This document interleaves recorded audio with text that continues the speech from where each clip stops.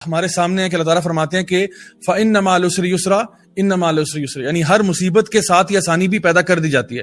تو اگر آج آپ کے اوپر ایک مصیبت آئی ہوئی ہے، یہ بات نوٹ کر لیں کہ آسانی اس کے ساتھ کی پیدا ہو چکی ہے. یہ نہیں کہ پیدا ہوگی دیکھا جائے گا، ایسا نہیں ہے. اور بالکل اگلی جو آیات ہیں وہ انشاءاللہ میں آپ کے سامنے شیئر کرتا ہوں. یہ وہی آیات ہیں جو کہ اس معاملے کو مزید آپ کے لیے آسان کر دیں گی کہ اصل میں اللہ تعالیٰ کیا کہہ رہے ہیں ان لوگوں کے بارے میں جو کہ مصیبتوں سے گزرتے ہیں، جن کو یہ لگتا ہے کہ شاید میری مصیبت کبھی ختم نہیں ہوگی. آخر ان کے لیے کیا سلوشن ہمیں اسلام دیتا ہے. تو میں ابھی آپ کے سامنے ایک آیت شیئر کرتا ہوں جی. اچھا یہ دیکھیں، یہ آیت آپ کے سامنے ہے. اللہ سبحانہ تعالیٰ اس میں ارشاد فرماتے ہیں، یہ جو ہے نا یہاں پہ اللہ تعالیٰ کہہ رہے ہیں قُل لَن يُصِيبَنَا إِلَّا مَا كَتَبَ اللَّهُ لَنَا هُوَ مَوْلَانَا وَعَلَى اللَّهِ فَلْيَتَوَكَّلِ الْمُؤْمِنُونَ. اللہ سبحانہ تعالیٰ ارشاد فرماتے ہیں کہ کچھ بھی ہمیں نہیں ہوگا سوائے اس کے جو اللہ تعالیٰ نے پہلے سے لکھ دیا ہوا ہے، جس کو اللہ تعالیٰ نے پہلے سے تقدیر میں لکھ دیا ہے. اللہ ہی ہمارا مولا ہے، اللہ ہی ہمارا دوست ہے، اور مومنین کو چاہیے کہ وہ اپنا توکل اللہ پر کیا کریں. سبحان اللہ، یہ اتنی زبردست آیت ہے. اللہ سبحانہ تعالیٰ اس آیت میں ارشاد فرما رہے ہیں کہ قُل لَن يُصِيبَنَا، یعنی جو بھی مصیبت آپ پہ آتی ہے وہ ایسی مصیبت ہوتی ہے جو کہ پہلے سے لکھی ہوئی ہے.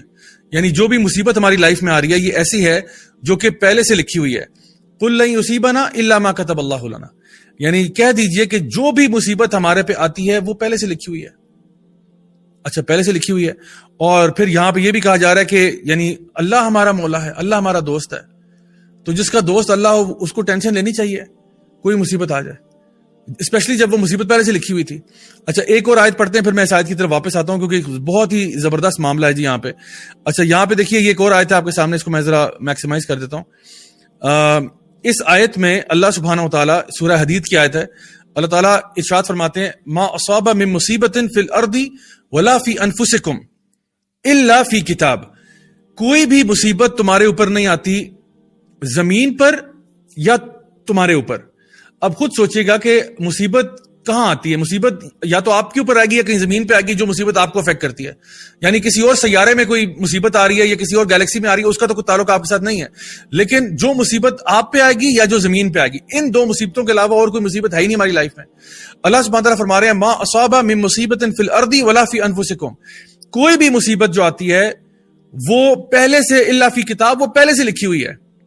من قبل، یعنی پہلے سے کتاب میں لکھی جا چکی ہے. ان نبرأہا، وہ اور اس سے پہلے کہ اللہ تعالیٰ اس کو پیدا کرے. ان ذالک علی اللہ یسیر، اور یقیناً اللہ تعالیٰ کے لیے بڑا آسان ہے. اللہ اکبر.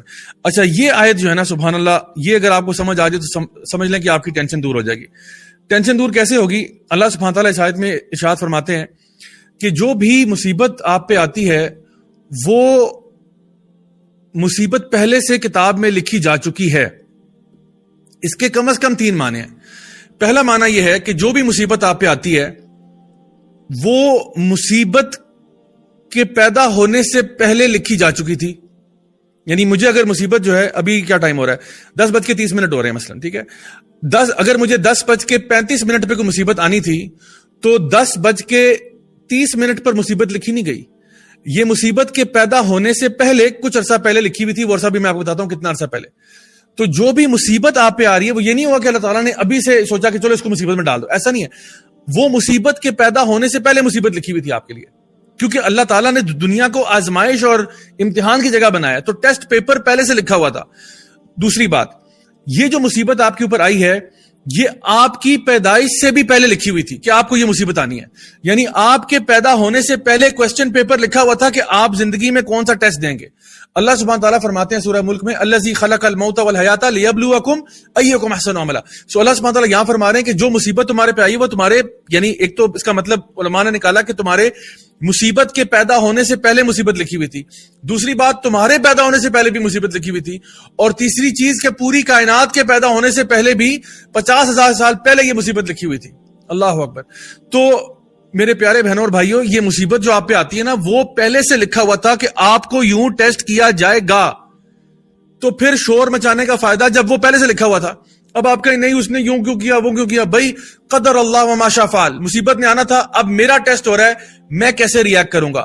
میں صبر کروں گا، اللہ کا شکر کروں گا، الحمدللہ علی کل حال کر کے آگے چلوں گا، اپنا نام ان لوگوں کے رجسٹر میں لکھوا دوں گا جن سے اللہ راضی ہو گیا، یا میں پاگل ہو جاؤں گا، اپنے سینسز کھو بیٹھوں گا، رونا دھونا شروع کر دوں گا، اپنے بال نوچ دوں گا، اپنی فیملی کا جینا حرام کر دوں گا، ہر کسی کے اوپر الزام لگاؤں گا، تم نے کیا، اس نے کیا، اس نے کیا، اور اس کے بعد اپنا نام جو ہے ان لوگوں کے رجسٹر میں لکھواؤں گا جو ہالکین ہیں، جو تباہ اور برباد ہو گئے. My dear brothers and sisters, یہ سبحان اللہ یہ آیت اگر آپ کو سمجھ میں آ جائے نا، یقین کریں آپ ٹینشن فری ہو جائیں گے کہ جو مصیبت آنی تھی وہ آنی تھی، میں اس کے بارے میں کچھ نہیں کر سکتا. مجھے اب ٹیسٹ یہ دیا گیا کہ اب میں کیا کرتا ہوں. میرے اوپر جو مصیبتیں آ رہی ہیں میں انہیں کنٹرول نہیں کر سکتا.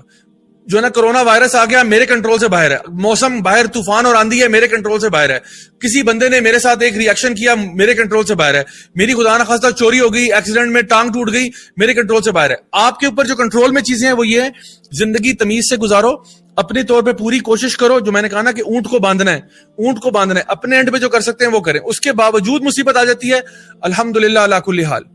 یعنی ایک انسان ہے وہ ایگزام دینے جا رہا ہے، اب یہ نہیں کہ ایگزام کی تیاری نہیں کرنی آپ تیاری پوری کریں، اپنی استطاعت کے مطابق، اپنے علم کے مطابق پوری پریپریشن کریں. اس کے باوجود اگر ٹیسٹ میں فیل ہو جائیں الحمدللہ علی کل حال.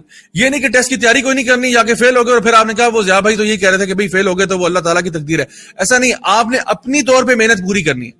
محنت کرنے کے بعد کچھ ہو جائے کوئی غم نہیں ہے.